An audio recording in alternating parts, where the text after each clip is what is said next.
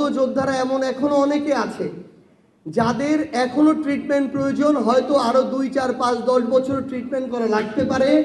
এমন অনেকে আছে যার চোখে এখনো গুলি আছে, যাকে মৃত্যুর আগে পর্যন্ত ট্রিটমেন্ট করাতে হতে পারে। কিন্তু আমরা এখন দেখছি আমাদের এই আহত যোদ্ধারা, এখন আমরা বুঝি যে কেন আসলে তারা হাসপাতাল ছেড়ে যেতে চায় নাই।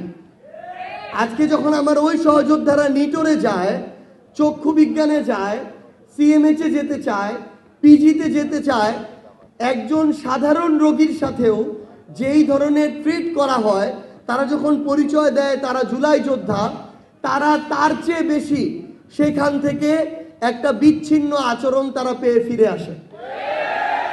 আমরা বর্তমান বিএনপি সরকারকে বলতে চাই, আমার পার্টির আহ্বায়ক সংসদে দাঁড়িয়ে বলেছিলেন এই অভ্যুত্থানে আমাদের সবার অংশগ্রহণ ছিল।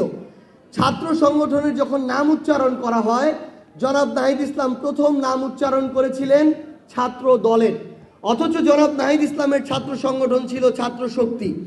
তাহলে এই ধরনের মানসিকতা আমরা আমাদের জায়গা থেকে দেখিয়েছি, কিন্তু আজকে বিএনপির জায়গা থেকে আমরা শুধু এটাই দেখি যে তারা তাদের অংশগ্রহণ ছিল, এটা এস্টাবলিশ করতে চায়। এটা এস্টাবলিশ করার কিছু নেই, আপনারা ছিলেন, এটা আমরা স্বীকার করি। কিন্তু আপনার কাজের মধ্য দিয়ে যদি এটার প্রকাশ না পায়, আমার যোদ্ধারা গিয়ে তার কার্ডটা দেখানোর পরও যদি চিকিৎসায় ন্যূনতম প্রায়োরিটি না পায়, তাহলে আপনাদের এই মুখের কথা বলার চেয়ে না বলা অনেক ভালো।